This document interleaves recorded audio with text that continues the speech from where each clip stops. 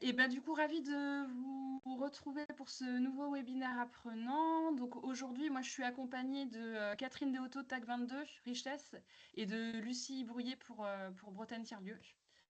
Merci à vous deux d'être présentes aujourd'hui. On va démarrer du coup la matinée. Donc on est ensemble là pour 1h30 jusqu'à 12h30. On va démarrer par un petit tour de présentation des unes des autres. On vous fera intervenir. Voilà, donc préparez-vous à dégainer vos micros et vos caméras. Et ensuite, on va enchaîner par des présentations du coup de Bretagne Tiers-Lieu, du réseau des tags. Et il y aura des petits exemples de projets de tiers-lieu. On vous demandera aussi d'intervenir sur, selon vous, quels sont les enjeux en fait que vous pouvez rencontrer dans les différents accompagnements que vous faites auprès des tiers-lieux.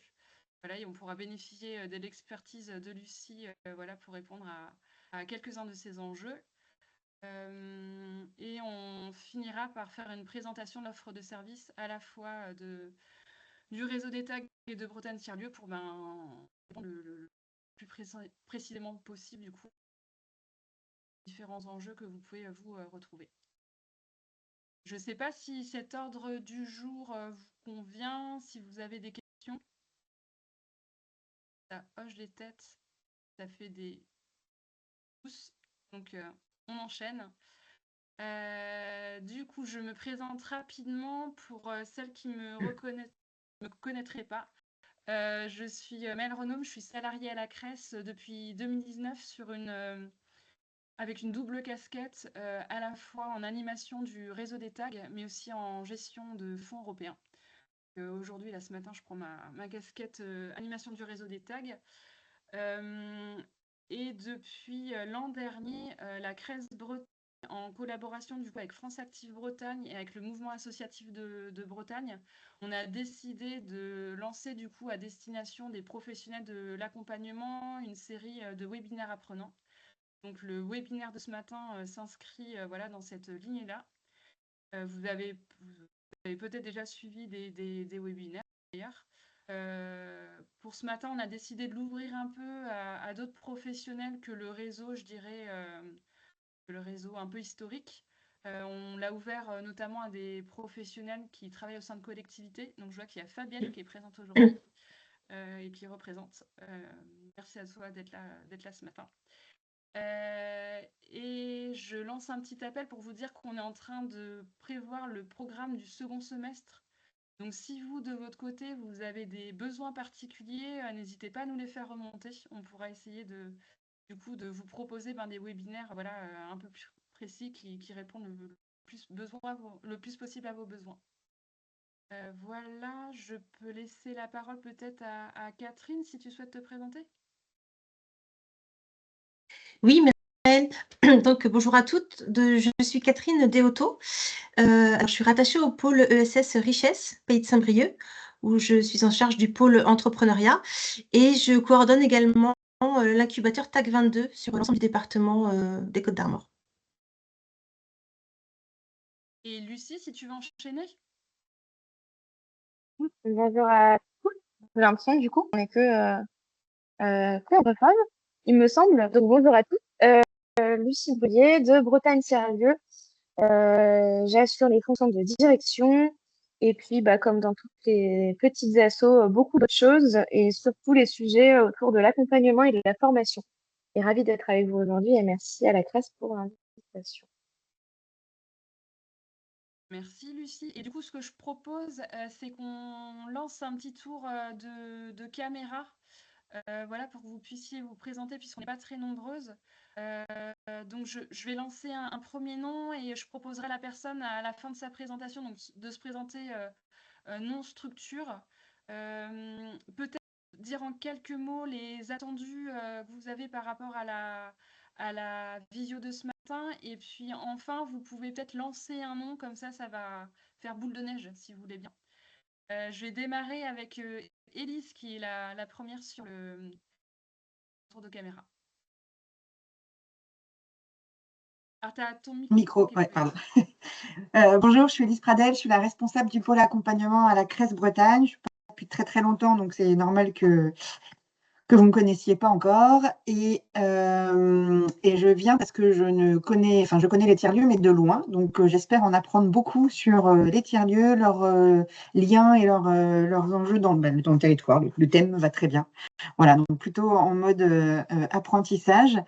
Et je m'excuse d'avance, mais je devrais partir à midi. Voilà, midi et quart, mais j'arriverai pas à aller au bout du WAPA. Je m'excuse d'avance. Pas de Et je souci. cède la parole à Corinne. Voilà. Merci Élise. Corinne Gelin, moi je suis chargée de mission sur le DLA Pays de Rennes, porté par le pôle ESS du groupement économique solidaire Réseau Solidaire. Et ben, dans le cadre du DLA, on accompagne régulièrement des tiers-lieux. Alors, estampillé de tiers-lieux ou plutôt euh, espace animé, voilà, je ne connais pas encore bien les termes qui conviennent. Bah voilà, du coup, forcément, le webinaire, le WAPA, là, m'intéresse fortement. Et puis, je fais le lien avec ma collègue Audrey Messé, qui est avec moi sur le DLA. Voilà. Je vais passer la parole à... J'ai vu qu'il y avait Élodie Duval, ma collègue. Comme ça, vous aurez une idée de notre structure. Bonjour à tous, moi c'est Elodie Duval, je suis chargée de mission économie sociale et solidaire au sein du pôle ESS du Pays de Rennes et du groupement Réseau Solidaire. Et l'idée du WAPA, c'était de vérifier aussi que les informations lors des AIO, des temps d'information, conseils, orientation des porteurs de projets entre autres, mais aussi des structures qui veulent évoluer, étaient toujours d'actualité et voir voilà, si des éléments que je peux rencontrer sont corrects ou en tout cas informés au mieux. Voilà. Et je passe la parole à Fabienne.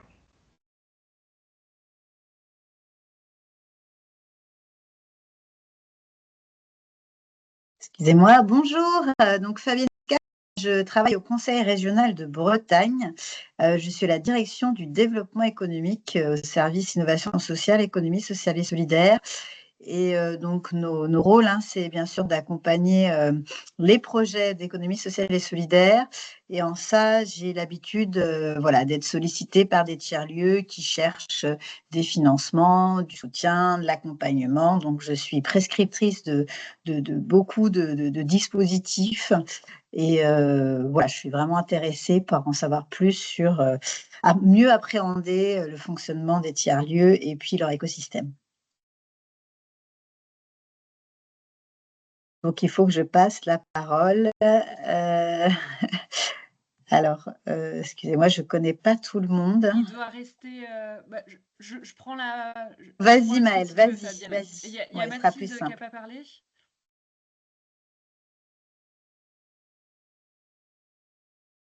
Il va rester Johanna. Bonjour. Oui. Mathilde, tu nous entends? Oui, Mathilde. Donc Mathilde Leclerc, je suis chargée du financement ESS chez France Active Bretagne sur Brest, Finistère Nord. Et pour moi, l'intérêt, c'est en fait, on peut avoir des tiers-lieux dans les demandes de financement, donc c'est pouvoir les orienter et puis avoir un peu plus d'informations, nous, pour les notes d'analyse, pour mieux analyser les projets. Je vois Clémence. Bonjour. Moi, je me présente, donc je suis en stage à La Ruche Rennes. Donc, il y a un espèce de coworking vers Chantepie sur Rennes. Et donc, on m'a proposé de participer à ce webinaire pour en savoir un peu plus sur les tiers-lieux et aussi peut-être découvrir un peu le modèle du tiers-lieu comme je m'intéresse au master économie sociale et solidaire. Voilà. C'est très bien.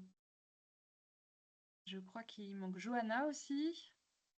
Oui, bonjour à toutes. Je travaille aussi pour France Active Bretagne. En fait, je remplace Sophie Maurice, donc sur le poste de chargée de mission finesse, sur les prochains mois pendant son congé maternité. Et donc, mêmes enjeux que citées par Mathilde, quand on a des demandes de financement ou d'accompagnement de structures aussi parfois en difficulté.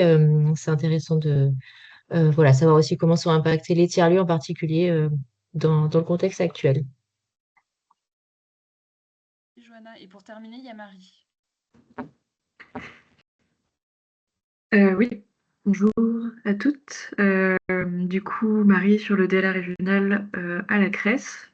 Et moi, je viens un petit peu plus sur l'aspect étude de besoins, de voir un peu justement quels sont les différents besoins rencontrés par les professionnels de l'accompagnement ou du financement dans leurs échanges avec les tiers-lieux. Voir un peu quels sont les enjeux dans les parcours d'accompagnement nous qu'on peut construire dans le DLA. Voilà, on a déjà eu aussi un échange préalable avec Bretagne Tiers-Lieux, avec Lucie, donc c'est un peu dans cette continuité-là. Marche, merci à toutes. Et ben du coup, je vous propose de poursuivre par la présentation de Bretagne Tiers-Lieux, puis du réseau des tags. Et du coup, on reviendra par la suite sur répondre aux différents enjeux. Voilà. Je fais défiler le diaporama. Lucie, n'hésite pas à me dire si le diaporama ne te convient pas. Non, ça va. Par contre, Teams, c'est toujours très compliqué sur mon ordinateur, donc je vois pas toujours ceux qui parlent, donc je vois pas les mains levées ou quoi. Enfin, donc vraiment, si on peut me mettre t'en un fais petit pas, peu un ouais. appui sur... Voilà, exactement, n'hésite pas. Et je présente vraiment rapidement Bretagne Tiers-Lieux, parce que j'ai l'impression qu'il y a quand même pas mal de gens avec qui on a déjà pu échanger par le passé, et j'en suis ravie. Donc, Bretagne Tiers-Lieux, on est une association, on existe depuis février 2021. On est toujours une asso de préfiguration, mais ça a vocation à disparaître lors de notre prochaine AG qui sera le 17 juin pour devenir une association en bonne et due forme. On a aujourd'hui une centaine d'adhérents. Alors l'année dernière, c'était 110. Là, on va y arriver aussi à peu près, peut-être un peu plus. Enfin, voilà, on est autour de 100 adhérents et à peu près 70 gestionnaires de lieux, lieux en création ou en développement, consolidation. Et puis les autres adhérents, ça peut être parfois des collectivités locales qui ont un tiers-lieu sur leur commune et qui souhaitent adhérer au réseau. C'est aussi des indépendants qui travaillent avec nous dans les formations. C'est certains partenaires aussi qui soutiennent notre action. Voilà, donc une diversité d'adhérents et aujourd'hui une gouvernance très simple, sans collège. Enfin voilà, on est vraiment une AG très simple. On a 4 missions dans nos statuts qui sont les mêmes depuis le démarrage de l'association, qui vont être d'abord de développer l'interconnaissance, donc une mission assez basique pour un réseau régional, mais qui est en fait basique dans le sens commune, mais basique en étant la base, c'est-à-dire assurer le lien entre les adhérents, faire que tout le monde se connaisse et puisse transmettre aussi des bonnes pratiques, de l'outillage, etc. On va avoir une partie autour de l'acculturation des territoires, où là, on va être plutôt sur une logique en aller-retour, un petit peu sur comprendre les besoins des élus, pouvoir faire un plaidoyer sur ce que peut représenter un tiers-lieu pour une commune ou une agglo ou un acteur public en termes de politique publique et de lien avec les autres acteurs du territoire. Et puis, voilà, acculturer aussi les agents des collectivités à pouvoir intégrer les enjeux des tiers-lieux dans leurs actions de tous les jours. Voilà. On a aussi une fonction, du coup, d'accompagnement dont on va parler plus spécifiquement aujourd'hui, donc je ne vais pas rentrer dans le détail là-dessus, mais voilà, on structure aujourd'hui une offre d'accompagnement et de formation avec une spécificité qui est telle qu'on la construit par et pour les tiers-lieux. Notre idée, c'est vraiment de faire circuler la compétence entre nos adhérents, parce qu'on a vraiment une professionnalisation des équipes des tiers-lieux et que du coup, l'idée, c'est que eux puissent valoriser en fait cette expérience auprès de leurs pairs. Et puis, un quatrième axe, comme toutes les associations, de gouvernance contributive dans le réseau, avec peut-être une spécificité par rapport à d'autres assos qui est qu'on a un budget contributif et que donc on est vraiment sur des projets communs et de l'outillage commun avec une contribution active de nos membres dans des projets opérationnels. Donc nous, en tant que salariés du réseau, on est surtout là en fait en détection des envies, des besoins, et puis en coordination derrière de ces actions pour qu'elles voient le jour et qu'on puisse aller chercher des partenaires pertinents. Mais on assure pas tout et de loin pas toute la partie opérationnelle de mise en place des projets. J'ai dit, on a un bureau, non, peut-être dire aussi qu'on a un bureau de 7 membres qui sont tous des gérants de tiers-lieux. Voilà. Est-ce qu'il y a des questions à ce stade sur l'association en elle-même? Oui, moi, Corinne, Oui. tu m'entends?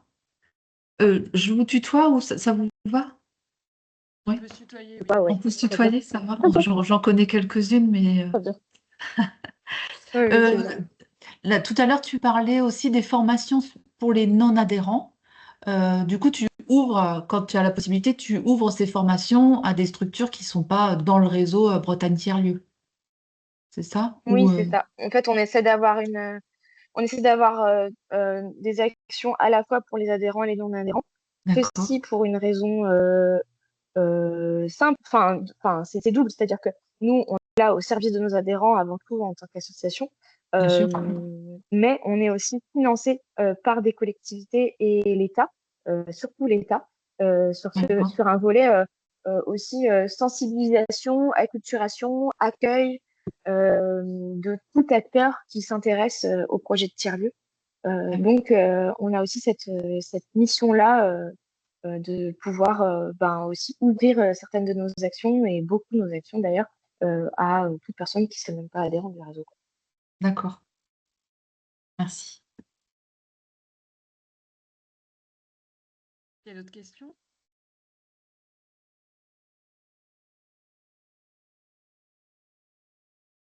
Lucie, je te laisse présenter la définition des tiers-lieux, si...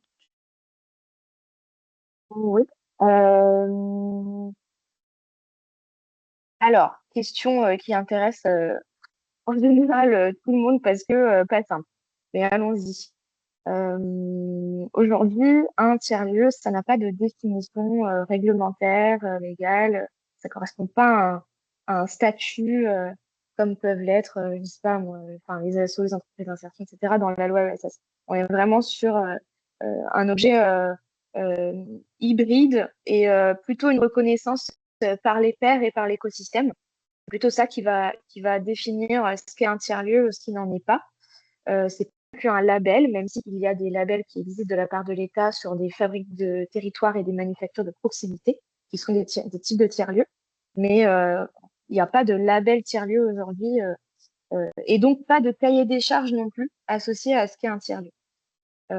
Mais ce qu'on aime dire, c'est qu'on fonctionne un peu par faisceau d'indices quand on analyse un projet et on insiste beaucoup sur cette reconnaissance entre les pairs, en fait. C'est vraiment ça qui va faire qu'on est tiers-lieu ou qu'on fait partie du mouvement des tiers-lieux. Petite spécificité par contre pour notre association, c'est-à-dire qu'on n'est pas dépositaire de ce qu'est un tiers-lieu ou pas un tiers-lieu en Bretagne. Par contre, on sait ce qu'on a envie de défendre nous en tant qu'association et du coup le périmètre de nos adhérents il répond à un certain manifeste tout de même qui est du coup sur le diaporama avec cinq items très forts pour lesquels en fait quand on adhère à notre réseau il faut adhérer à ce manifeste d'une part et aussi il y a un système d'auto-évaluation pour chaque personne qui veut rentrer dans le réseau pour se positionner en fait sur ces critères et dire sur ce critère-là, je suis plutôt au démarrage de mon processus, ou je suis déjà bien avancé, ou je suis carrément dedans, et voilà. C'est pas sanctionnant, mais c'est pour dire que le faire tiers-lieu, c'est aussi une démarche, c'est un processus, et donc c'est quelque chose qui s'améliore continuellement. Et du coup, c'est pas parce qu'on est à 1 qu'on n'est pas un tiers-lieu, mais c'est est-ce qu'on est sur le chemin 2 et est-ce qu'on va vers un renforcement sur ces aspects-là. c'est un peu comme, si je fais le parallèle, vu qu'il y a des gens de France Active, c'est un peu comme les révélateurs d'engagement. On est un peu là-dessus, sur cette démarche. Et du coup, nous, on a 5 critères qui sont le faire tiers-lieu dans un lieu repère. Donc, on considère qu'il faut un lieu physique ancré sur un territoire, que s'il n'y a pas forcément de lieu au moment de la création d'une association, il y a la volonté de s'ancrer dans un endroit, dans un certain lieu, dans un certain territoire, à terme. Qu'il faut un modèle économique qui soit au service d'un projet social. Ça, c'est vraiment une dimension forte en Bretagne. En fait, la plupart de nos adhérents font partie de l'économie sociale et solidaire. Statutairement ou en tout cas dans les valeurs. En tout cas, nous, ce qu'on demande, c'est qu'il y ait un projet social vraiment dans les projets de tiers-lieux. Donc, une lucrativité limitée, une rentabilité au profit du projet social et un dynamisme de transformation dans les territoires. On est sur des espaces d'expérimentation et de coopération. Donc, l'idée, c'est de tester des nouvelles choses, d'aller vers des partenariats où on n'a pas l'habitude d'aller, de tester des coopérations avec tout type d'acteurs sur un territoire. L'idée, c'est de faire autrement, c'est d'apporter des solutions nouvelles et hybrides à des besoins sociaux. On est sur des lieux d'émancipation individuelle au sein d'une dynamique collective. Donc, en gros, dans ces lieux-là, on accueille tout le monde. Et on donne à tout le monde les moyens de contribuer, en tout cas dans l'intention, de contribuer au projet et de pouvoir par là s'émanciper et trouver des moyens d'action dans son territoire au sein d'une dynamique collective, c'est-à-dire des systèmes de décision, de projet, de gouvernance de projet ou de gouvernance tout court qui soient collectifs. Et puis enfin, on est sur des espaces d'ouverture qui favorisent l'hybridation. Ça, c'est peut-être ce qui va être, on va dire, le plus facile pour repérer ce qu'est un tiers-lieu. J'ai envie de dire que c'est une hybridation d'activité et donc une mixité publique. Mais c'est pas une hybridation pour l'hybridation. On n'est pas juste là à essayer de bricoler des modèles économiques sur l'hybridation d'activité. C'est vraiment pour tout le monde cet objectif de mixité de public et d'ouverture et de faire que dans un endroit vont se croiser des gens qui ne se seraient pas croisés ailleurs parce que ils viennent pour des prétextes différents, mais se retrouvent au même endroit à un instant T dans leur territoire, avec des valeurs d'altérité, d'hospitalité et de partage. Je pense que j'ai fait le tour. Et si vous avez des questions, mais en gros, si je résume, c'est un lieu, des gens, et dans les gens, on prend soin des gens et du collectif, et puis de l'hybridation d'activités en modèle économique et en projet.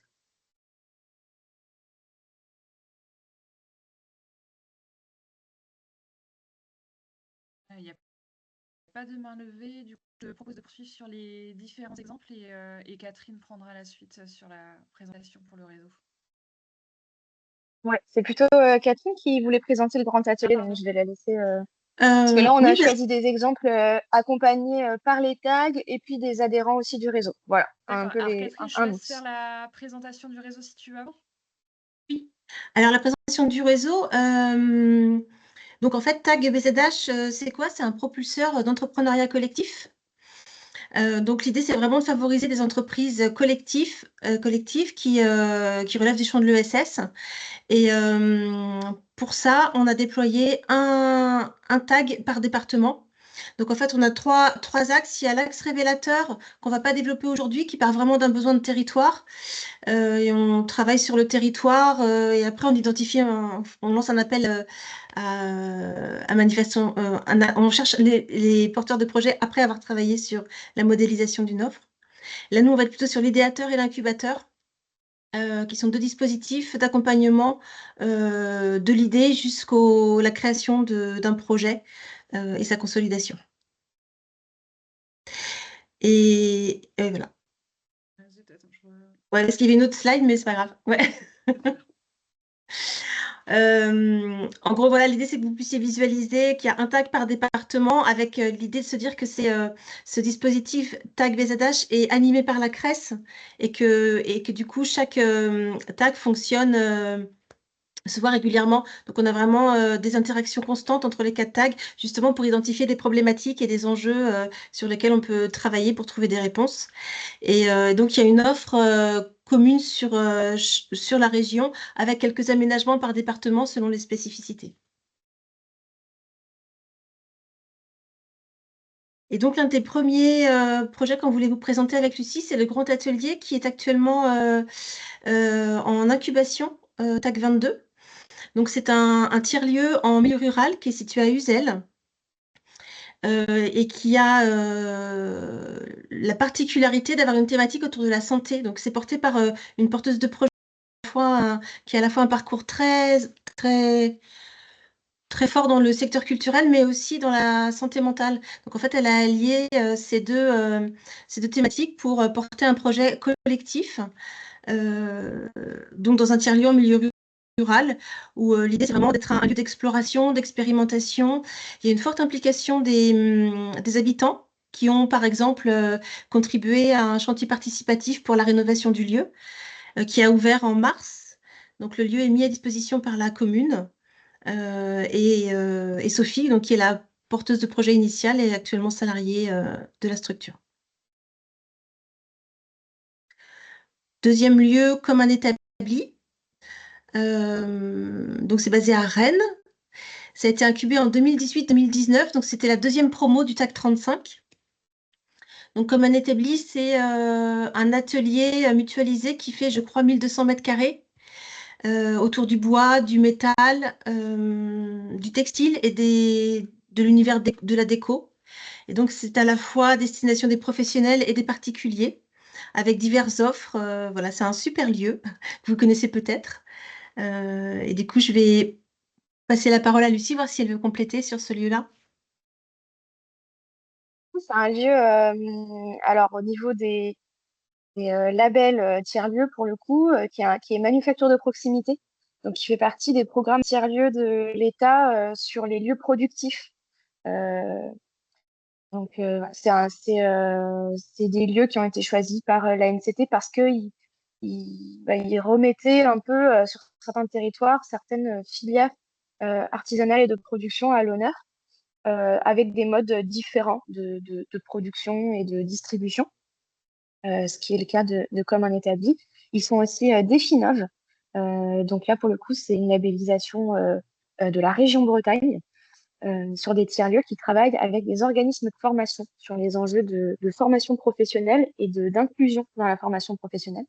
Et donc, par exemple, très concrètement, Comme un établi, il travaille avec le CLPS sur toute la gamme prépa jeune, qui est un parcours de remobilisation des jeunes très, très éloignés de l'emploi et de la formation. Et en gros, l'idée, c'est plutôt qu'ils soient dans des salles de classe au CLPS, et ben, de pouvoir faire toute l'action, ou une grosse partie en tout cas de l'action de formation à Comme un établi, en mode projet, où on va leur demander voilà, de réfléchir à leur projet de vie et leur projet professionnel, en découvrant des outils et des compétences manuelles, et au contact de gens qui travaillent dans l'économie sociale et solidaire, pour leur montrer qu'il y a plein de chemins possibles. Et voilà. Et après, est-ce qu'ils iront vers les métiers manuels? Pas forcément, mais c'est histoire de les remettre un peu dans l'action, dans un lieu convivial, avec des professionnels de plein de métiers différents, qui puissent être là pour les guider, les rencontrer. Et ça marche super bien. On est assez content de cette expérimentation-là, et la région Bretagne aussi. Voilà, je l'ai dit, je crois. N'hésitez pas à poser vos questions ou faire part de vos réactions au fur et à mesure. Ah oui, alors, Ouais. ouais, pardon. Oui. Vas-y. Non, ce qui pourrait être intéressant de préciser, c'est que, alors, Uzès, donc, c'est une association, et là, Comme un établi, c'est une SIC. Juste pour un. Le grand atelier, tu veux dire, c'est une association? Association, oui. Ok, Et, d'accord. ouais. Et le grand établi, c'est une SIC. Moi, j'avais juste une question, j'ai peut-être loupé quand tu en as parlé, la manufacture de proximité. Ça, c'est un label ou c'est un projet? Non, c'est un label. En fait, C'est un label aussi. l'ANCT, donc l'Agence l'Agence nationale de la cohésion des territoires, qui est notre agence ministérielle de référence sur la politique publique tiers-lieu, développe deux programmes de soutien au tiers-lieu depuis plusieurs années, que sont Fabrique de territoire et Manufacture de proximité. D'accord. Fabrique de territoire, on va être sur des lieux tiers-lieux, mais toutes thématiques confondues. Mais l'idée, ça va plutôt être d'avoir des lieux qui sont ressources sur leur territoire et qui permettent de faire le lien avec plein de partenaires, de développer des projets multipartenariaux avec d'autres tiers-lieux, d'autres partenaires associatifs, d'autres partenaires privés publics. Et puis, manufacture de proximité, on va être vraiment sur une spécificité lieu productif. C'est un appel à projet qui est sorti et un label qui est sorti juste après la Covid et les confinements, où en fait, pendant cette période-là, il y a plein de lieux avec des Fab Labs, des machines de production qui ont servi à pallier en fait des manques pendant les confinements, pendant la pandémie. Ça a été le cas, par exemple, en Bretagne avec l'Usinou qui est né, qui a développé toute une filière textile et qui avait expérimenté la production de masques pendant la Covid. Mais ça peut être le cas ailleurs aussi, dans d'autres Fab Labs qui ont fabriqué des visières pour les hôpitaux. Enfin, voilà, il y a eu plein de choses qui ont été expérimentées. Et c'est venu en fait conforter un constat que ces lieux-là font partie des filières de production sur leur territoire et sont un peu une catégorie à part de tiers-lieux où il y a vraiment des machines, de la production distribuée, du partenariat économique en fait avec plein de structures dans une logique de filière sur un territoire. Ok, ah, c'est intéressant. Merci.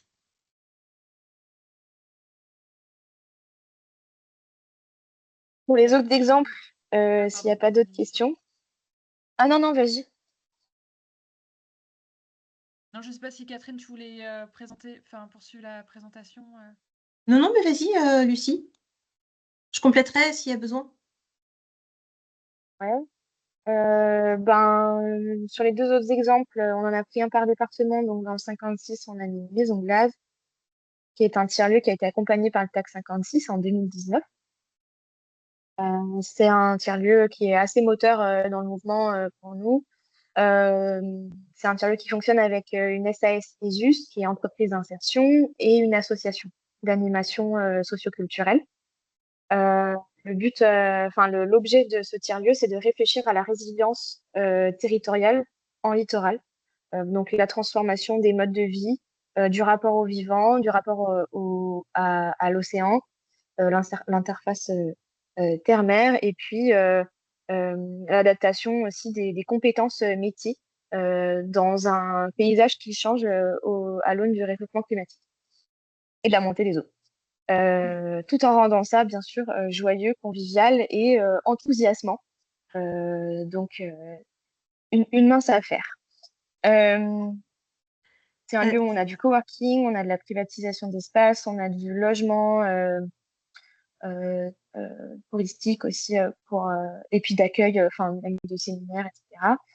On a j'ai dit de l'animation socioculturelle, donc tout un tas d'activités autour de la sensibilisation aux enjeux environnementaux, aux enjeux de transition.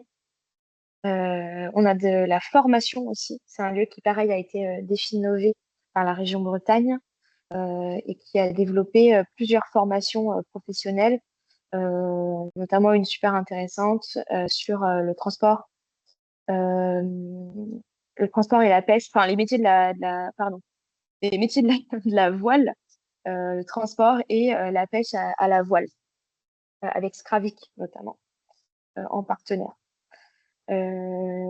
Voilà, je pense que plusieurs d'entre vous peut-être connaissent ce tiers-lieu. Je vais pas m'attarder trop, mais s'il y a des questions, j'y répondrai. Et Catherine, si tu veux compléter ou enchaîner sur le Low-Tech Lab. Sur Maison Glace, en fait, je voulais préciser que c'est un lieu, nous, qu'on met souvent en avant, notamment au stade de l'idéation, pour sensibiliser à l'hybridation des modèles économiques et un des forts enjeux des tiers-lieux. Parce que, par exemple, dans cet exemple-là, la formation à destination des professionnels est principalement l'axe moteur du modèle éco. Avec l'hébergement aussi, il y a de la location de salles, du coworking, et c'est vraiment les offres de services commerciales qui vont porter l'utilité sociale du projet. Et donc le lieu est lui-même hybride par ses activités, mais aussi dans son modèle éco. Et voilà, cette année, par exemple, on a envoyé 2 promotions de 2 tags, faire de l'interconnaissance entre eux sur ce site spécifique, avec une présentation par Akira Lavo, qui est la fondatrice, et qui explique bien l'hybridation éco. Donc c'est vraiment un lieu intéressant aussi à ce titre-là. Voilà. Vous avez des questions sur ce lieu? Non? Donc ensuite, il y a le Low-Tech Lab qui est situé à Brest, qui a été accompagné par le TAC 29 en 2022-2023. Donc là, on est vraiment sur la low-tech avec partage de solutions, avec visibilité des propositions, des offres existantes et puis accompagnement des initiatives. C'est une structuration associative. Et je laisse Lucie peut-être en dire plus sur ce lieu. Je sais pas si... Alors moi, personnellement, je n'y suis pas encore allée. Je ne sais pas si tu le connais. Mais en fait, j'ai un doute, mais il me semble enfin, que la structure s'est splittée et qu'il y a une partie qui a été récupérée par le Concar Lab à Concarneau. Enfin bon, voilà. Je voudrais pas dire trop de bêtises. Ça fait longtemps que j'ai pas été en contact avec eux. En Ouais, tout c'est ça. cas, ce que je sais, c'est que c'est une dynamique qui, du coup, s'incarne dans plusieurs lieux. Ça, c'est intéressant aussi parce il y a des ponts aussi parfois entre plusieurs. Enfin, on va dire qu'un acteur tiers-lieu va pouvoir s'intégrer aussi dans plusieurs dynamiques de lieux à plusieurs endroits du territoire. En tout cas, c'est une modalité qui existe aussi. Voilà. Il y en a de Brest qui les connaissent bien. Merci pour ces exemples inspirants. Il n'y a pas de questions à ce stade-là. Je vous laisse une petite ouverte si vous souhaitez la saisir. Non, mais sinon, on va pouvoir poser du coup la question suivante. Quels sont les enjeux donc, liés au modèle tiers-lieu que vous avez pu, vous, de votre côté, soit comprendre, soit analyser, soit accompagner? Il y en a quelques-uns qui ont été évoqués du coup lors du tour de visio, mais si vous souhaitez, vous participants au webinaire, faire part voilà, d'enjeux spécifiques, voilà, n'hésitez pas à nous les présenter.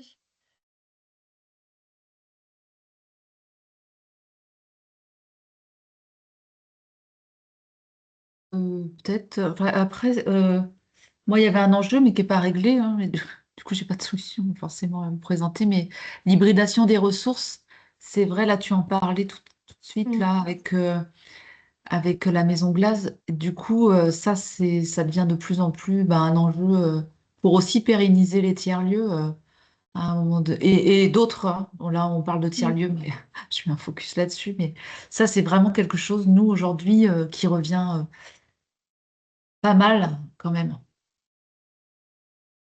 Mais là, c'est intéressant, j'ai noté ces exemples-là, notamment la Maison Glace. Même comme un établi, c'est vrai qu'il Oui. il sous-loue des espaces. Mm. Voilà, il y a un espace plutôt collaboratif et puis il y a des espaces aussi pour les artisans. Euh, et là, c'est vrai que c'est des modèles assez. Alors, je ne sais pas comment ils sont financièrement, s'ils s'en sortent malgré tout, quoi. Mais en tout cas, c'est un beau démarrage.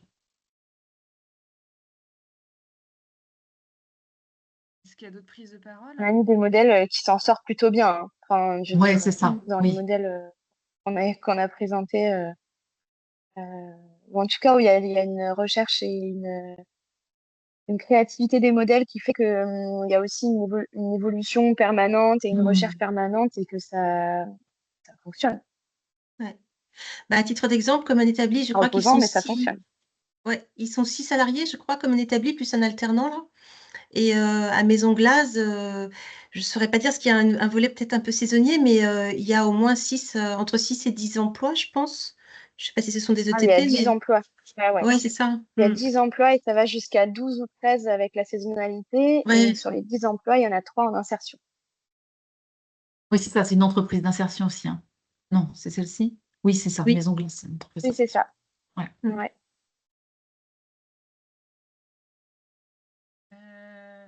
De mon côté, je veux bien parler d'un enjeu qu'on rencontre souvent lors des accompagnements tiers-lieux au sein du réseau des taxes, mais qui n'est pas forcément spécifique, enfin, qui peut être partagé par d'autres projets accompagnés, mais qui garde quand même une petite spécificité. C'est la recherche d'un lieu, en fait. Ouais, Souvent, les tiers-lieux, bah, c'est quand même des projets qui consomment de l'espace, Mm. plus d'espace que d'autres activités économiques. Et du coup, c'est vrai que sur un enjeu aussi auquel on est confronté. C'est clair. C'est vrai, je te rejoins. Alors, moi, je suis que sur le pays de Rennes et du coup, là, il y a une tension immobilière importante. Et vous retrouvez la même chose sur les milieux ruraux? Euh, Ouais, sur les pardon, milieux. Ouais, c'est ça, oui. Oui, vas-y, aussi. Catherine. Ouais, Oui. bah, pour parler en Côte d'Armor sur les milieux ruraux, il y a peut-être plus de foncier accessible, mais après, souvent, c'est avec des souhaits de mise à disposition par des collectivités locales. Donc là, on est sur le temps des collectivités locales. Donc c'est encore Oui, un autre paramètre à prendre en compte. c'est un enjeu aussi. Exactement. Ça peut être un enjeu de pérennisation du projet, quoi. C'est ça, et c'est pour ça que nous, en tout début d'incubation, pour les projets qui n'ont pas encore de tiers-lieu, on est vigilant à faire en sorte qu'ils en fassent une priorité dès le départ de l'accompagnement, qui dure à peu près 8 à 12 mois, euh, pour vraiment mettre un coup de boost sur ce paramètre-là, quoi. Oui, Il y puis a la Marie qui qualité. veut prendre la parole, pardon. Vas-y, finis Non, non, de... mais c'est vrai que le lieu, c'est important. Et puis aussi, le lieu, parfois, il peut y avoir une mise à disposition d'un lieu, mais qui n'est pas isolé, qui n'est pas habitable, ou en tout cas pas sur toute une année, parce que des fois, c'est pas, voilà, il n'est pas tellement pratique, on va dire, ou rénové, etc. Mhm. C'était un aparté. Marie? Ouais, moi je me demandais sur ce sujet-là justement dans quelle mesure il existait si ce n'est un document formalisé comme un guide ou quelque chose comme ça, un travail qui était réalisé avec les collectivités locales, par exemple via le réseau Bruded. Ma question elle est un peu orientée parce que j'ai en tête le guide qui a été réalisé sur comment accompagner et être au plus proche des dynamiques des commerces ruraux sur son territoire, enfin des commerces ruraux ESS. Et du coup, il y a pas mal d'éléments dedans qui sont envoyés aux collectivités sur comment est-ce qu'ils peuvent aider financièrement. Alors, si c'est une SIC, comment prendre des parts, comment ça fonctionne, si c'est une asso, etc.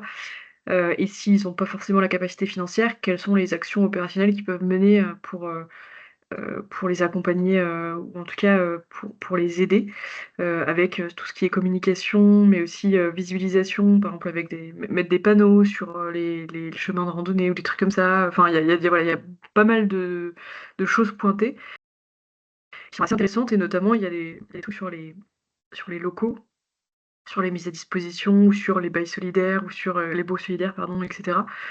Et du coup, c'est assez intéressant. Je me dis dans quelle mesure des ressources comme ça existent pour les tiers-lieux, ou en tout cas, est-ce que les échanges avec les pouvoirs publics sont en cours là-dessus. Lucie, est-ce Bah, je peux te que répondre là-dessus. Ouais. Pardon, excuse-moi. Est-ce que tu veux bien Bah qu'on oui, soit moi je ici propose de sur le répondre. panneau? Moi je peux répondre d'emblée comme ça. D'accord. Voilà. On n'est pas nombreux donc ça. Sur le guide aux collectivités fait par Brudel, bah oui, et 3 fois oui. Et d'ailleurs, ce guide, enfin, les principes sont carrément applicables aux tiers-lieux. D'ailleurs, il y a des tiers-lieux qui sont des commerces ruraux et inversement. Enfin, c'est pas des ensembles complètement distincts. Enfin, voilà. Surtout en Bretagne, en fait. Parce qu'en réalité, il y a pas mal de tiers-lieux qui ont une composante commerce rural. Donc, enfin, voilà, on est sur des logiques similaires. France Tiers-Lieux a édité un guide aux collectivités, que je pourrais vous envoyer en ressources, qui détaille un peu C'est intéressant parce qu'il détaille les outils, à la fois les outils, mais aussi les postures et un peu les positionnements, du coup, que ça peut se traduire en gouvernance projet aussi, avec les collectifs qui veulent monter des tiers-lieux. Donc, soit par exemple, soit on est gestionnaire, soit on est partenaire, soit on est partenaire opérationnel, soit on est partenaire financier, enfin voilà. Il y a un peu toutes les postures qui sont détaillées et avec une traduction aussi des besoins des tiers-lieux dans ces cas-là. Et donc voilà, il est assez épais, mais il est intéressant et il y a de la matière en tout cas. Ouais, est-ce que tu Et pourrais nous nous, l'envoyer en fait, en effectivement? Bretagne, on s'appuie beaucoup sur Bruded, hein. Ouais. Je le partagerai, ouais, en ressources. Je le note. Et du coup, cool, pour continuer, enfin, terminer cette question-là, mais tu dis que c'est un document qui détaille aussi les besoins justement des tiers-lieux. Est-ce que vous avez d'autres voilà, d'autres documents, ressources comme ça qui peuvent mettre en avant les besoins, les enjeux de consolidation des tiers-lieux, les données spécifiques, etc. Enfin, pour nous, enfin, ça nous aide pas mal en fait, hein, quand on rencontre des tiers-lieux en accompagnement ou en financement, de savoir un peu voilà, si ça correspond à des besoins généraux, si c'est des besoins spécifiques, enfin, voilà, et puis de pouvoir étudier, diagnostiquer tout. Ouais, alors on a un panorama, donc ça détaille un peu déjà les types de typologies, en tout cas de tiers, donc ça permet déjà aussi de s'y retrouver un peu sur les différents modèles. On a ce guide aux collectivités, donc qui détaille quand même pas mal de choses. On a une ressource au texte sur notre site internet avec tous les comptes rendus de nos remue-méninges. Les remue-méninges, c'est des journées régionales qu'on organise, qui sont thématiques. Par exemple, on va avoir ressources humaines en tiers-lieu qu'on a eu là au février. On va avoir culture et tiers-lieu. Et donc voilà, par sujet, on va avoir des comptes rendus et souvent on met en exergue un peu les grands besoins, les grands enjeux qu'on retrouve sur ce sujet-là. Ça peut être une ressource. Et puis là, je vais en parler un peu plus tard, mais cette année, on a opéré un marché public d'accompagnement au tiers-lieu de France Tiers-Lieu en région Bretagne. Et donc, on a fait tout un tas de diagnostics de tiers-lieu. Et donc, cette matière-là, il va falloir qu'on en fasse quelque chose. Et donc, je pense qu'on va pouvoir aussi peut-être éditorialiser, et France Tiers-Lieu veut le faire aussi à l'échelle nationale, sur ce qui ressort en fait de ces diagnostics-là et les besoins transverses et les enjeux vraiment prégnants quoi, des modèles. Et vous en avez accompagné combien justement? Vous étiez sur une dizaine, une quinzaine de mémoires? On a accompagné 16 lieux en compagnonnage, une vingtaine de lieux en accompagnement collectif et 3 lieux en accompagnement individuel. Ah oui, ok, quand même. Bah ouais, carrément, preneuse s'il y a des éléments de capitalisation qui sont faits. Ouais. Je pense qu'on organisera une réunion partenariale en fait avec les acteurs de l'accompagnement pour montrer un peu ce qui s'est passé pendant pendant la vie de ce dispositif-là, qui n'a pas vocation à être vraiment renouvelé dans le temps. Donc voilà, on a aussi besoin de capitaliser et de pouvoir transmettre aussi ces apprentissages-là aux autres diagnostiqueurs, que ce soit dans le DLA, dans France Active, qu'on puisse échanger là-dessus en fait, sur nos constats. Merci. Alors, Johanna et après Elodie. Oui, moi c'était pour par rapport à la place aussi des bénévoles dans ce type de projet-là. Enfin, au-delà de la gouvernance, c'est vrai qu'au niveau opérationnel, ça peut être des projets aussi qui reposent beaucoup voilà, sur des temps de travail bénévoles et du coup, ça demande aussi d'avoir des personnes mobilisées, une certaine organisation pour que ça puisse tourner et que le collectif s'élargisse. Enfin, voilà, pour assurer effectivement parfois ce qui est le cœur de l'activité au sein du tiers-lieu. Et concernant aussi justement les labels là, de manufacture de proximité ou des FINOV, du coup, c'est des dispositifs qui vont avec des fonds qui sont assez importants et qui sont alloués pour un certain nombre d'années. Et c'est vrai que aussi en tant que financeur, on peut se poser la question de, bon, bah voilà, au bout des 3 ans, quand cette ressource ne sera plus forcément là, qu'est-ce qui se passe pour le projet? Parce que c'est vrai que c'est des fonds importants et c'est parfois compliqué d'anticiper la fin de ce type de dispositif, même si en général, il y a d'autres dispositifs qui sortent, mais ça crée un peu d'incertitude, disons. Ok. Elodie?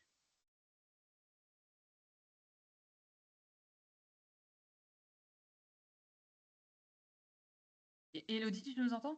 Oui, je vous entends. Moi, je voulais savoir, on a vu différents secteurs d'activité là dans les tiers-lieux finalement. Est-ce que, il y a des points de vigilance sur certains secteurs d'activité, dans les porteurs ou en tout cas dans les personnes qui souhaitent, il y a les métiers du culturel, du livre, du jeu, voilà, du faire du coup qui est lié au bien-être et au faire ensemble et à la vie intergénérationnelle un petit peu. On en a, si je me trompe là, on les a pas mis dans les tiers-lieux du jour. Est-ce que du coup, il y a des points de vigilance ou des choses que déjà au niveau régional ou national, du coup, vous soulignez comme bah, c'est compliqué soit financièrement, soit dans la gouvernance ou voilà. C'est un peu, est-ce qu'il y a des points de vigilance voilà, liés peut-être à certains secteurs d'activité? Merci.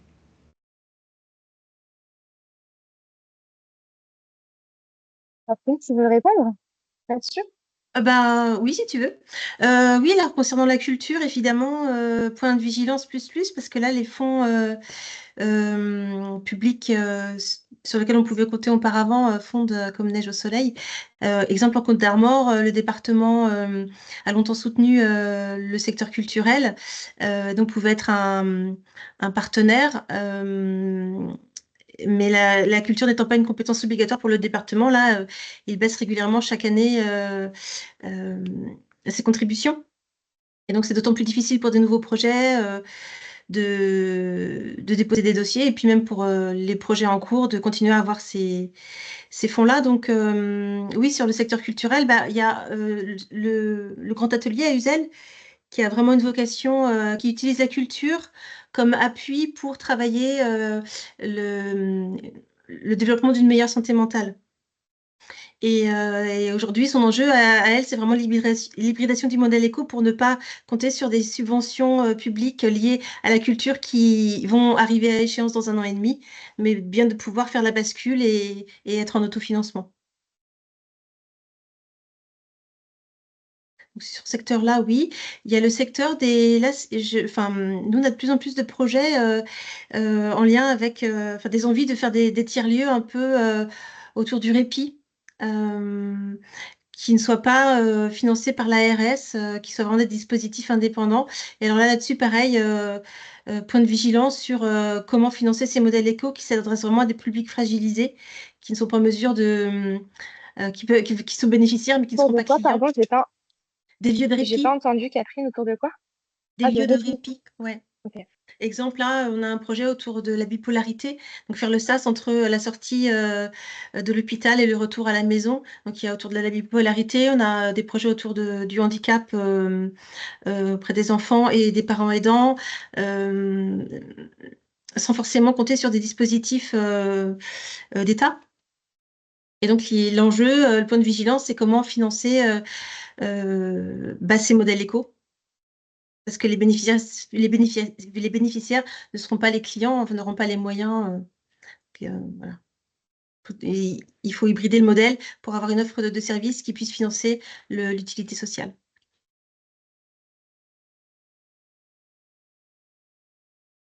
Est-ce que Lucie, t'en vois d'autres? Compléter un peu sur certains enjeux, ouais, sur certains enjeux sectoriels et puis un peu comment nous on raisonne aussi un peu sur ces enjeux-là. Typiquement sur des projets qui se créent autour d'une activité ultra sociale comme le répit des aidants, par exemple. Nous, ce qu'on va vraiment, là où on va se dire, OK, faut vraiment aller dans l'accompagnement plus et la vigilance plus collective, c'est que c'est pas cette activité-là qui va porter le modèle économique. Donc, en cascade, la question, c'est qu'est-ce qui va porter le modèle économique?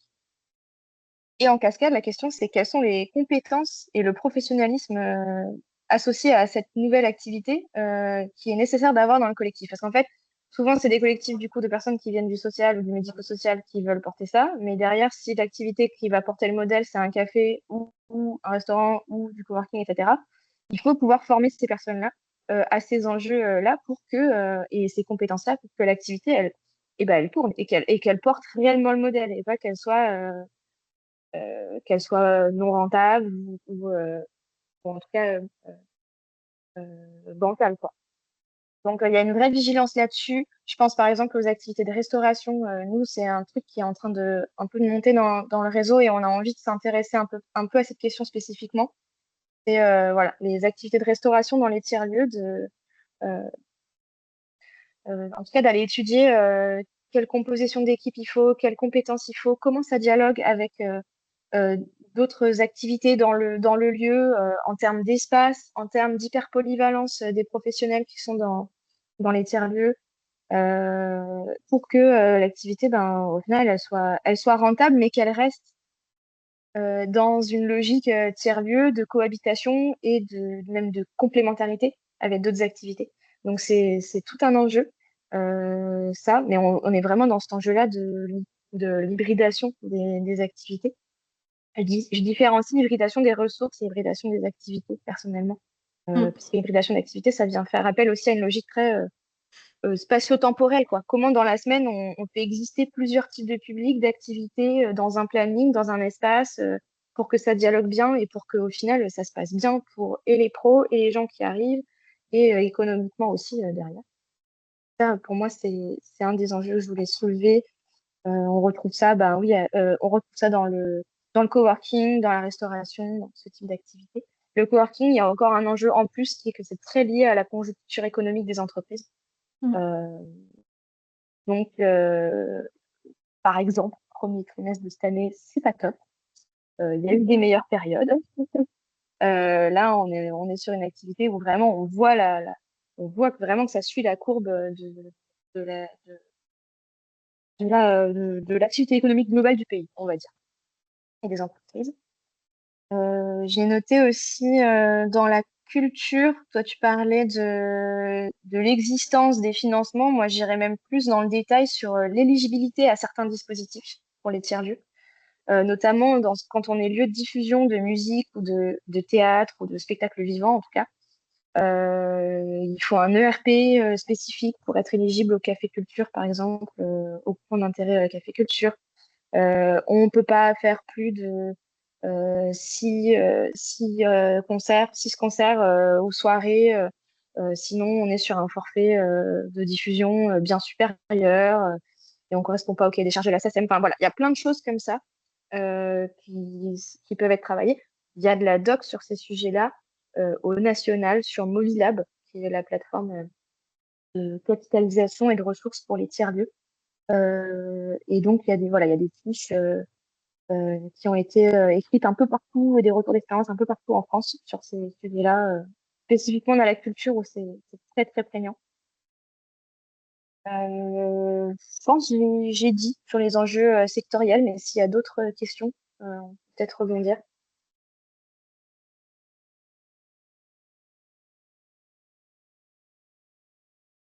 Il n'y a pas d'autres prises de parole. Est-ce que Catherine et Lucie voulaient faire part, vous, d'autres enjeux que vous avez pu identifier dans vos différents accompagnements?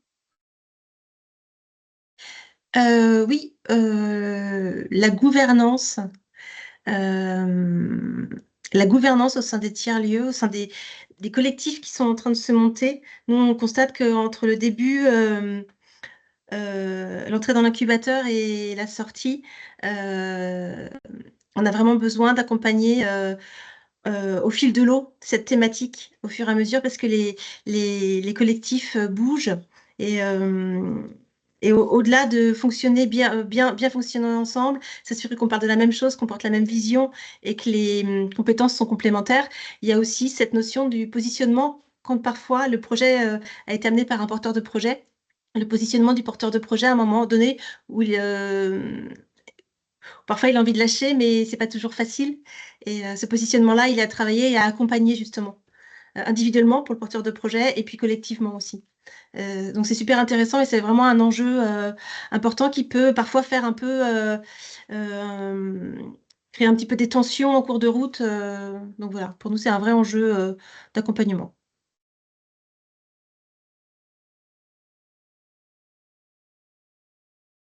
Lucie, tu souhaites compléter?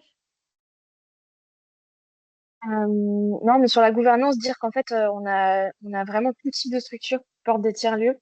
Donc, il n'y a pas, nous, on n'a pas, enfin, on pousse pas à un modèle de gouvernance plus qu'un autre dans les lieux. Par contre, ce que je vous disais au démarrage, c'est que dans notre manifeste, il y a cette exigence d'un projet collectif et souvent le complément qu'on y met, c'est la libre contribution.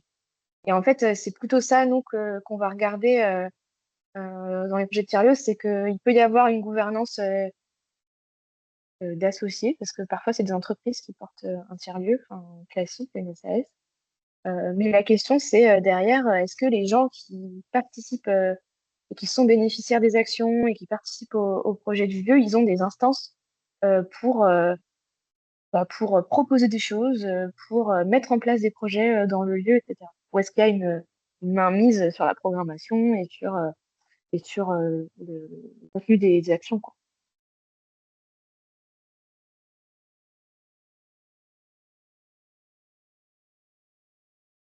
Sur ces questions d'enjeu, est-ce que vous voulez faire part d'autres choses? Je vois, on a pas mal parlé de l'organisation des activités. Est-ce que sur le foncier, sur l'implication des usagers, par exemple, vous voulez dire quelques mots?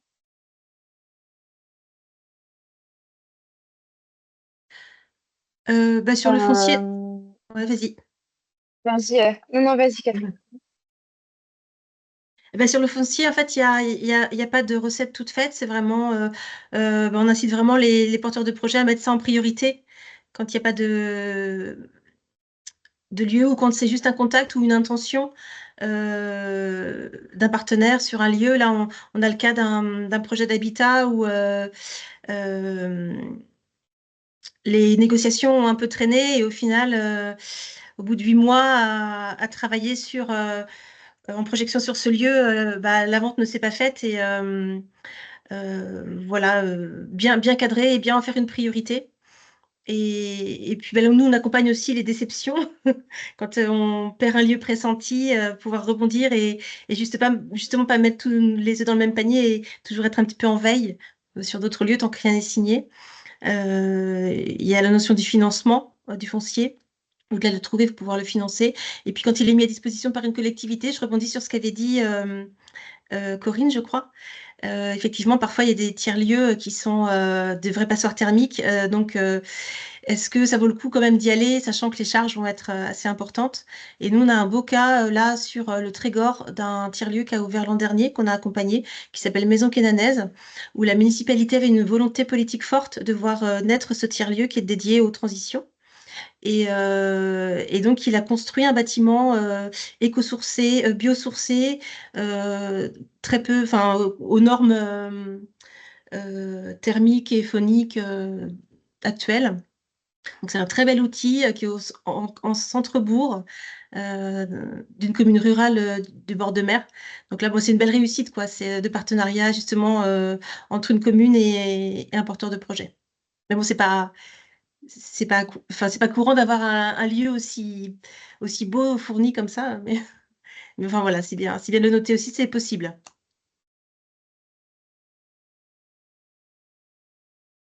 Avant de passer sur la présentation de l'offre de service à la fois de Bretagne Tiers-Lieux et du réseau des tags, est-ce qu'il y a d'autres voilà, de prises de parole sur les différents enjeux évoqués?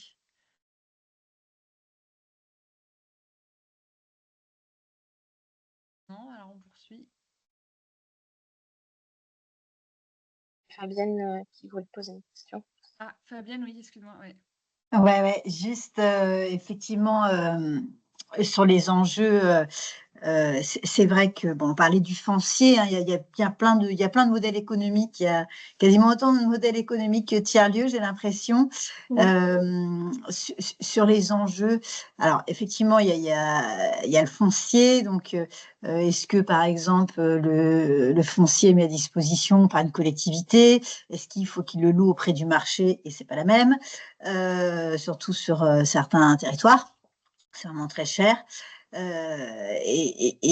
Moi, l'enjeu que je retiens aussi, parce que je suis quand même en première ligne en ce moment pour voir ce qui se passe au sein des financements publics, c'est effectivement trouver un modèle économique qui soit, mais vous l'avez déjà tous dit, hein, le plus autonome possible, parce que même si les collectivités, on voit bien, il y a des élections, il peut y avoir des équipes qui changent, c'est vrai, des politiques qui changent. Et dans ce cadre-là, plus les tiers-lieux seront indépendants et moins ils seront, on va dire, victimes de mouvances potentielles de locaux, de financement public, etc. pour moi, l'enjeu, il se situe vraiment là. Alors, après, il y a des outils, hein, oui, il y a le DLA, il y a le booster, il y a, pour essayer de les accompagner au mieux, sur ce volet-là, il y a Bretagne Tiers-Lieux, il y a les tags qui, j'y œuvre dans ce sens-là, mais pour moi, c'est vraiment le point crucial, sur leur pérennité, quoi. Ouais, je suis d'accord. Lucie. Ouais, en fait, je voulais rebondir là-dessus. Alors, sur les financements publics, c'est peut-être un truc qui est important de visibiliser, c'est que nos adhérents, ils ont environ 20% de financement public. Donc, c'est pas non plus des lieux perfusés comme on peut l'entendre parfois. Enfin, voilà, ils assurent des fonctions d'intérêt général et d'intérêt et d'utilité sociale qui justifient certains partenariats avec la puissance publique, collectivité territoriale ou État sur certaines actions. Mais derrière, c'est des lieux qui tournent avec 80% en moyenne d'autofinancement sur des activités lucratives avec une lucrativité limitée. L'enjeu pour moi, il est sur les 20%. C'est que c'est 20% du modèle économique, mais c'est 100% de ce qui fait le sel des tiers-lieux. C'est-à-dire que si demain, ça n'existe pas, je pense qu'il y a plein de tableaux qui vont disparaître, non pas parce qu'ils ne seront pas rentables économiquement, parce qu'un restaurant, ça tournait il y a 40 ans, ça tournera dans 40 ans, on aime bien manger en France, il n'y a pas de problème. La question, c'est est-ce que les autres activités vont continuer d'exister et est-ce que les collectifs voudront continuer de faire ce projet-là s'il n'y a pas justement ce projet social à côté qui est 100% du fuel en fait des équipes et des collectifs au quotidien. Donc, c'est plutôt moi comme ça que je le regarde sur la question de la dépendance au financement public. Voilà, juste pour apporter une petite nuance.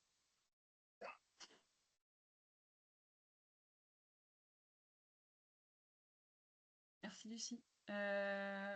Est-ce que oui, je te laisse présenter du coup voilà ton offre de service et puis de quelle manière du coup elle peut répondre à ces différents enjeux. Est-ce que Catherine peut démarrer? J'ai un problème de batterie, je vais aller chercher mon chargeur. Ah, d'accord. Ok. Catherine, est-ce que tu veux Oui. démarrer plutôt? Oui, avec plaisir. Le temps que Lucie, Donc en fait, au sein des tags BZH, on accompagne les projets de la première idée jusqu'à le lancement, la consolidation, le développement, voire l'essaimage. Donc une première brique qu'on a, c'est l'idéateur. Donc l'idéateur, c'est passer de l'idée au projet. Donc chaque tag en propose un ou plusieurs par an sur différents territoires en lien avec les pôles. Enfin, je rappelle, mais je pense que vous savez tous qu'en fait, on a 19 pôles en ESS en Bretagne et voilà, chaque pôle contribue et collabore avec les tags. Nous, en Côte d'Armor, donc on a 5 pôles et on co-construit l'offre de services, nous, idéateurs et incubateurs. Donc l'idéateur, c'est vraiment 20 à 30 heures selon les territoires, avec des ateliers collectifs, du suivi individuel, des visites inspirantes, ce qui va permettre aux porteurs de projets déjà de se positionner eux-mêmes sur ce qu'ils veulent, ce qu'ils ne veulent pas, confirmer l'idée d'y aller, et puis travailler aussi sur l'idée avec des premiers outils en lien avec l'exploration de leur territoire, du modèle économique et puis des notions de gouvernance. Donc pour ça, en fait, le mieux, selon vos territoires, si vous voulez en savoir plus, c'est de contacter chaque tag qui saura vous faire remonter les dates et les durées de chaque idéateur, qui sont à peu près entre 20 et 30 heures. Voilà, et je passe la parole à Lucie, si c'est bon pour elle. Ouais, merci. Du coup, sur l'émergence, nous, on a trois formats qu'on propose. Alors, un qui n'est pas vraiment de l'accompagnement, mais je le mets quand même parce qu'on est sur la première brique, quoi. Ça va être le bienvenue à bord qu'on fait tous les 2 mois. Ça nous permet de présenter le réseau. Mais en fait, là, on a revu le format et on fait des visios à maximum 10 personnes pour en fait laisser un temps de présentation du projet des personnes qui sont là et de leurs grandes questions du moment. Et on essaie de construire la visio à partir de ça aussi et des échanges.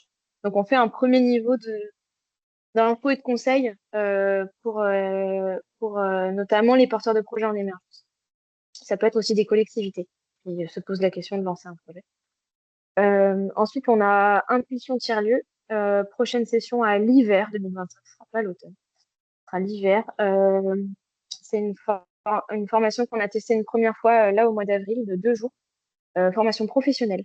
Donc là, on n'accompagne pas des collectifs ni des projets de lieu, mais on accompagne bien des personnes dans leurs projets pro sur de quoi j'ai besoin et est-ce que c'est le bon projet pour moi de lancer un tiers-lieu, de me lancer dans ce projet professionnel-là, qui peut être soit en porteur de projet, mais aussi en salarié, mais aussi en technicien de collectivité. Est-ce que je suis cap? Est-ce qu'on a les ressources en interne dans la collectivité pour mener un tel projet? Donc, c'est 2 jours où on balaye un peu les grands enjeux des modèles de tiers-lieux, un peu ce dont on a parlé ce matin. Là, voilà, ce qui traverse aussi, même politiquement, et le mouvement, et d'arriver à ce que les gens se positionnent un peu dans cette galaxie-là pour envisager un projet pro ou non dans notre mouvement. Et puis, tout au long de l'année, nous, ce qu'on aime bien dire, c'est que pour les porteurs de projets en émergence, de toute façon, quand il n'y a pas de lieu, c'est compliqué, ça, on l'a dit. Donc, nous, ce qu'on pousse à faire aussi, c'est de faire des visites apprenantes. C'est de pouvoir aller dans des tiers-lieux qui organisent des visites apprenantes où ils donnent un peu leur retour d'expérience pour un peu traîner les oreilles et les yeux dans plein de modèles de tiers-lieux différents et faire un peu comme des DJ, là, sampler un peu tout ce qui plaît à droite, à gauche pour réfléchir à ce que soi-même on aimerait monter comme projet, quoi. Comme l'a dit Fabienne, il y a autant de modèles que de tiers-lieux. Donc, c'est une recette à plusieurs ingrédients. Et du coup, c'est aussi faire ce boulot-là, je trouve, en amont de rentrer dans une formation, notamment par exemple un incubateur. Moi, je pousse vraiment les porteurs de projets à le faire parce que pour moi, c'est même encore avant l'étude de marché, quoi. C'est un peu comprendre les différents modèles, qu'est-ce qui me plaît, qu'est-ce qui me plaît pas, qu'est-ce qui irait sur mon territoire ou pas. On est vraiment encore, même avant le diagnostic du territoire. Et moi, j'incite énormément les porteurs de projets à le faire. Déjà, c'est super parce que c'est des gérants de service qui souvent donnent 2-3 heures de leur temps pour faire visiter leur lieu, mais en mode retour d'expérience. Donc, autant en profiter. Voilà.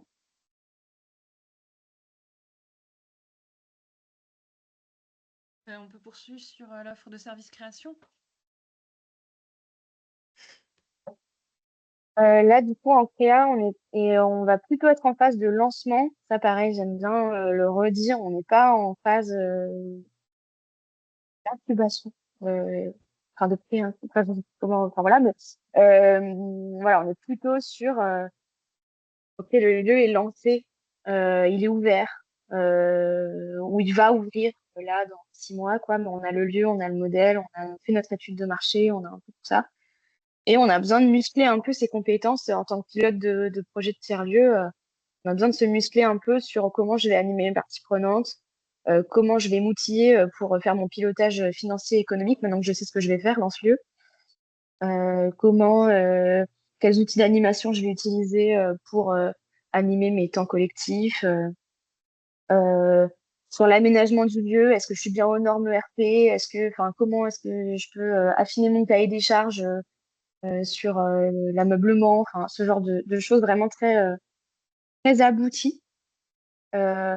Et surtout, c'est une formation pro. Donc là encore, on est vraiment sur les compétences de la personne. On n'est pas sur de l'accompagnement au projet, même si, voilà, en Ricochet, on donne à la personne les moyens de pouvoir accompagner son collectif et son projet. Mais on est vraiment sur les compétences. Ce qui fait aussi qu'on a des salariés d'autres structures, par exemple du social, du socioculturel, qui viennent se former parce que ils ont envie, par exemple, ils ont en gestion un espace collectif dans leur structure du médico-social, par exemple dans les EHPAD, à la sauvegarde, par exemple, un espace jeune, voilà, qui peuvent venir se former sur ces méthodes d'animation et de construction de projet. C'est une formation longue qui est reconnue à France Compétences. La prochaine session démarre à l'automne. Les inscriptions sont actuellement ouvertes et jusqu'au 15 juin. Il y a encore des places, donc n'hésitez pas à relayer auprès des porteurs de projets ou des porteuses de projets que vous avez que vous rencontrez. C'est aussi ouvert aux salariés de tiers-lieux existants et qui, par exemple, je sais pas, on recrute un salarié qui vient peut-être d'un autre milieu professionnel et qui aurait envie de s'attirer aussi à tous ces sujets-là et à monter en compétences. Voilà. Je crois qu'il y a ouais, j'ai mis le lien vers le flyer et n'hésitez pas à m'appeler si vous voulez en savoir plus sur le détail de la formation. Merci Lucie. Alors, pour passer sur donc l'incubateur, donc on a différentes briques. On a donc les communes aux 4 tags. Il y a d'abord le pré-incubateur qui va servir à vérifier un petit peu, à consolider un peu son projet et puis à vérifier différents points, justement différents enjeux, voir où on en est sur différents enjeux du projet avant d'intégrer l'incubateur, avant de candidater à l'incubateur. Donc, c'est 3 jours où en fait, on va travailler la posture entrepreneuriale, on va travailler la dimension collective. Est-ce que les gens, les porteurs de projets parlent de la même chose? Est-ce qu'ils ont la même vision? Comment ils fonctionnent ensemble? Enfin voilà, on va les faire travailler vraiment sur leur équipe projet. On va les faire travailler aussi sur le diagnostic de territoire et sur l'offre de services. Donc souvent, ils ont déjà démarré, donc on va un peu plus loin. Et la brique suivante, c'est l'incubateur. Alors, pour certains territoires, comme en Côte d'Armor, le pré-incubateur vient avant la candidature à l'incubateur. Et pour d'autres territoires, comme par exemple le 35 ou le 56, le pré-incubateur est inclus, arrive après la candidature. Enfin, voilà, il y a différents aménagements. Mais quoi qu'il en soit, une fois qu'on a candidaté et qu'on est retenu, donc il y a un comité de sélection composé de France Active Bretagne, de la région Bretagne, de différents partenaires et de l'équipe TAG. Donc, il y a un comité de sélection et avec une promo qui démarre en septembre en général et qui dure selon les territoires de 10 à 12 mois. Donc, avec une première phase de prototypage où là, on va modéliser et valider son projet. Donc, pour ça, on va passer par toutes les phases d'un créateur d'entreprise classique auquel on va ajouter la couleur ESS, notamment la gouvernance. On va vraiment outiller les gens sur qu'est-ce qu'une gouvernance démocratique, comment on anime et on implique les personnes, les parties prenantes dans la gouvernance. La création et l'animation aussi d'un collectif de bénévoles, voilà, différents collectifs qui peuvent graviter autour d'un projet. On va les outiller sur l'hybridation du modèle économique. C'est vraiment l'un des points importants. Et accompagner aussi les porteurs de projets par rapport à la vision qu'ils ont de ces modèles éco, parce que parfois certains viennent avec des valeurs vraiment chevillées au corps et les amener à hybrider le modèle, parfois ça coince un peu, mais après quand ils comprennent vraiment tout l'intérêt, voilà, et puis enfin, oui, l'intérêt pour le projet, ils y vont et puis ils trouvent la force créative de trouver des choses qui leur correspondent et qui correspondent vraiment au projet. Donc, voilà, on travaille là-dessus. On travaille sur plein de blocs que je ne vais pas détailler là parce que vous avez la frise. Donc, au niveau du prototypage, ce sont des ateliers collectifs. Au niveau de la phase de lancement, ensuite, c'est aussi des ateliers collectifs. On va être plus sur la levée de fonds. On va les accompagner sur la recherche de fonds. Et puis tout au long de ces 2 phases de prototypage et de lancement, on a aussi un suivi individuel par projet. Tous les 15 jours, toutes les 3 semaines ou tous les mois, il y a des rendez-vous avec des chargés de mission qui vont les accompagner et les challenger un petit peu. Et puis, au fil de l'eau de l'accompagnement, il y a aussi des visites inspirantes, souvent avec Bretagne Tiers-Lieux d'ailleurs, au cours des visites apprenantes, où voilà, on va sur des tiers-lieux un peu partout sur la Bretagne. Il y a des visios d'experts. Par exemple, là, cette année, on a développé un partenariat avec un cabinet d'avocats qui sensibilise à la protection du nom. Parce qu'une fois qu'on a lancé son lieu, si on prend un nom qui est déjà pris, ça peut créer quelques problématiques financières, au-delà des problématiques de communication. Voilà, donc on a cette phase de prototypage de lancement et puis après, à l'issue des ateliers collectifs, on a un suivi individuel vraiment en fonction des besoins pour aller sur le lancement, sur le développement, voire sur l'essaimage. Là, on a un projet qui nous a sollicité sur un essaimage régional. Donc, on est plusieurs tags à collaborer avec cette structure. Donc, voilà, il y a différentes phases. Merci Catherine. Est-ce qu'il y a des questions là sur l'offre de service au niveau de la création d'activités? Oui, Corinne, pardon. Ouais, pardon, je sais, j'ai pas cherché à lever la main. Ça marche aussi, je le vois. Est-ce que vous arrivez entre vous, donc entre TAG et Bretagne Tiers-Lieux, à avoir les mêmes porteurs de projets et puis à trouver des... nous, dans le DLA, on parle de parcours d'accompagnement, mais est-ce que vous arrivez à jongler avec un porteur de projet? Oui, alors Bretagne Tiers-Lieux intervient au sein du TAG, par exemple, pour D'accord. justement en début d'incubation. Alors même des gens qui n'ont pas de tiers-lieu parfois participent aussi parce que ça contribue à développer son réseau. Mais bon, du coup, c'est surtout destiné aux tiers-lieux qui sont incubés.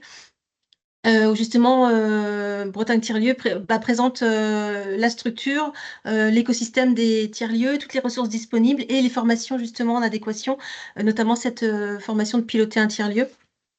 Ouais, c'est à ça que je pensais. Ouais, ok. Ouais, ouais, on est en interaction. Et alors là, pour l'incubateur, d'ailleurs, pour info, en Côte d'Armor, les candidatures sont jusqu'au 3 juin. Donc, il y a encore quelques jours pour candidater. Et je veux bien compléter en disant que là, depuis 12 mois, on mène un chantier au niveau du réseau d'État qui est la mesure d'impact des incubateurs. On a les premières données là, du coup, qui sont sorties. On est en train de finaliser le rapport et on se rend compte que les co-accompagnements, donc tous les projets qui ont été accompagnés à la fois par le réseau des tags, mais qui ont pu être co-accompagnés soit par France Active Bretagne, soit par Bretagne Tiers-Lieux, des pôles, enfin toutes sortes de co-accompagnements, les chances de réussite du projet sont nettement supérieures aux projets qu'on a accompagnés seuls. Donc ça, c'est aussi quelque chose qui en ressort et du coup, on va pousser, on va pousser les projets aussi en ce sens. À se Ah, faire c'est bien, accompagner ouais. aussi par d'autres experts. Ok. On a là fait cette formation de 2 jours, Impulsion Tiers-Lieux, qui est plutôt voilà, sur des porteurs de projets en émergence. Alors sur le timing, c'est peut-être cette année, c'était bon là, on l'a lancé comme ça, mais il y en a 2 ou 3 qui étaient quand même déjà bien avancés. On leur a parlé des candidatures TAG. Alors je sais pas, on n'a pas fait de suivi, mais ça pourrait valoir le coup de regarder. L'année prochaine, quand on le fera en décembre, ça pourra permettre aussi à d'autres de se positionner sur l'appel à projet de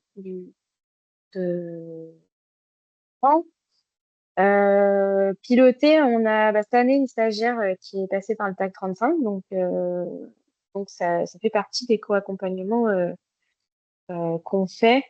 Et puis après, moi, je vais parler des accompagnements qu'on fait dans le développement. Et nous, en fait, la plupart des actions qu'on fait, enfin là, je veux dire, piloter et impulsion tiers-lieu, c'est une action par an. Pas la majorité de ce qu'on fait. Nous, on est beaucoup plus sur le développement des lieux, à l'accompagnement au développement et à la structuration et à la pérennisation. Et donc là, par contre, on retrouve tous les gens qui sont passés par le TAG deviennent adhérents, enfin après, tous les tiers-lieux et suivent des formations chez nous, etc., etc. Donc, on est dans une logique de co-accompagnement dans la durée, je dirais. Même si on n'en parle peut-être pas assez entre nous, ça serait intéressant de développer des formats d'échange, de pratique autour de ces cas d'école-là.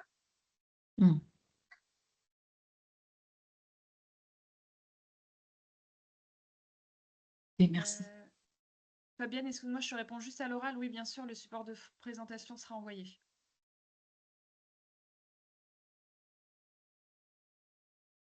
J'ai le temps pour une autre question. Je suis désolée. Il y a encore... Lucie, tu prends la question maintenant ou tu préfères présenter rebond avant? Voilà, bah, fini comme ça. Moi, je préfère prendre la question plutôt que de parler. Le support, vous l'aurez, donc vous saurez un Ah peu oui. son propos. Vas-y, Corinne. Du coup, je sais pas, parce que peut-être que tu vas.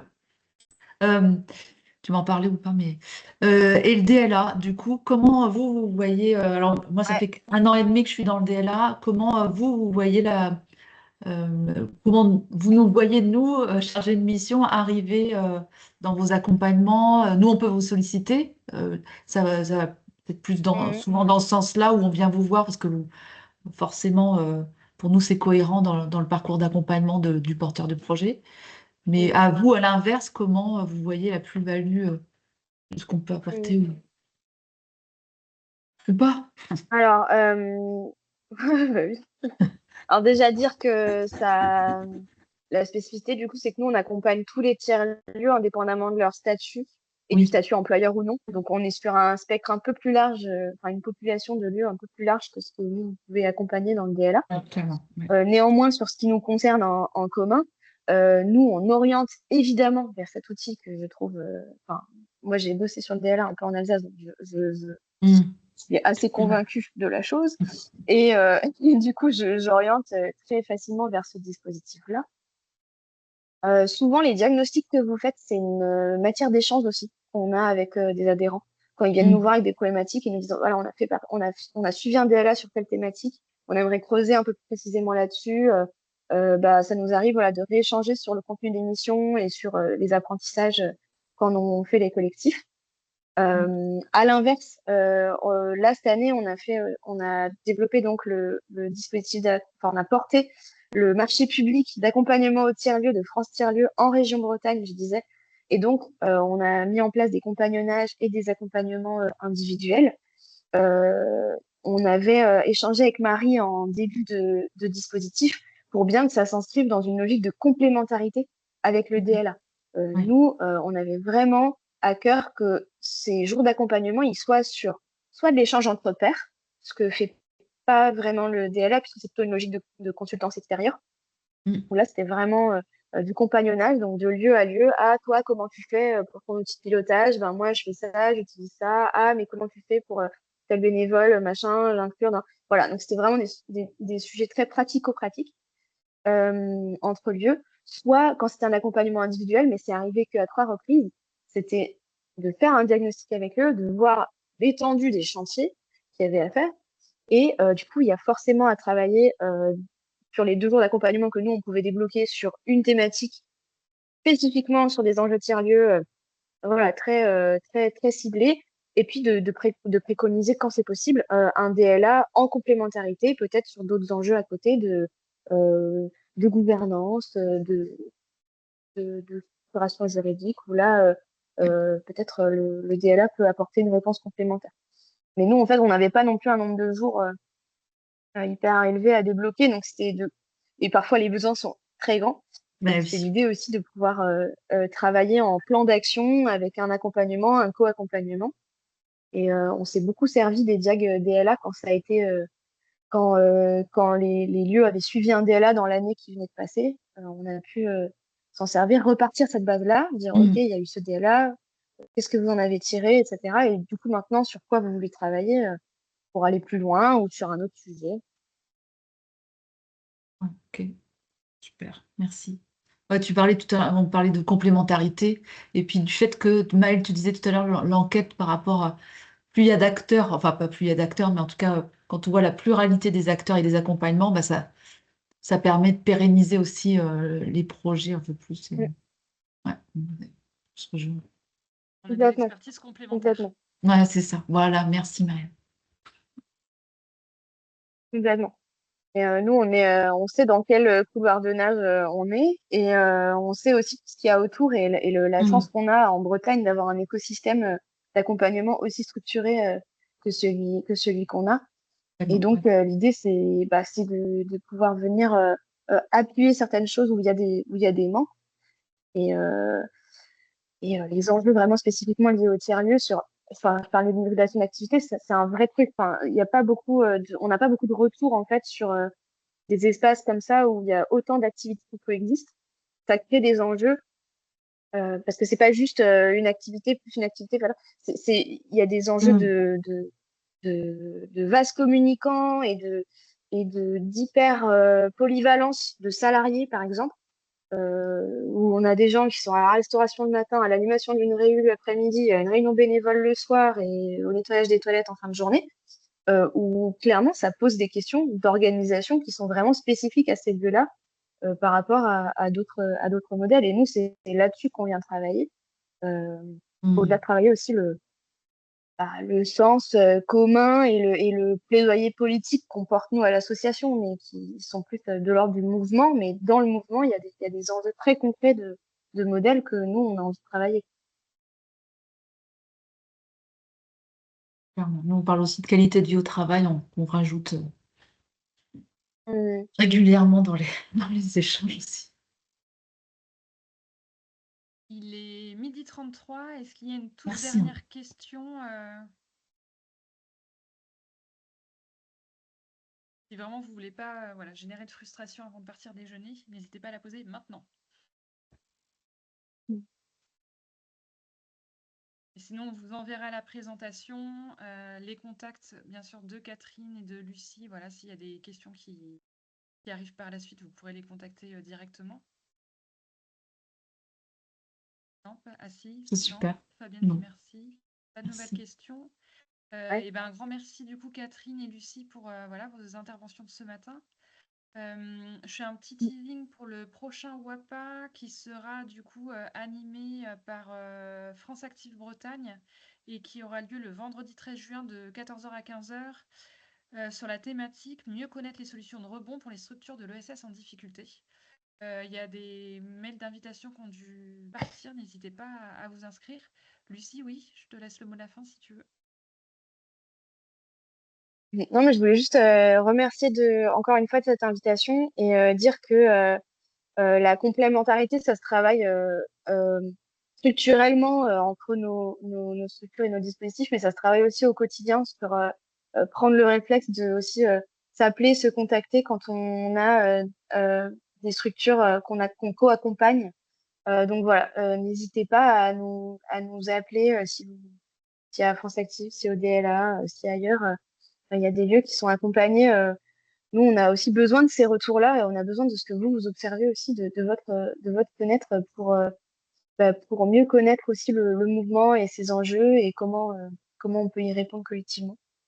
Et le cas pratique commun, ça n'a jamais.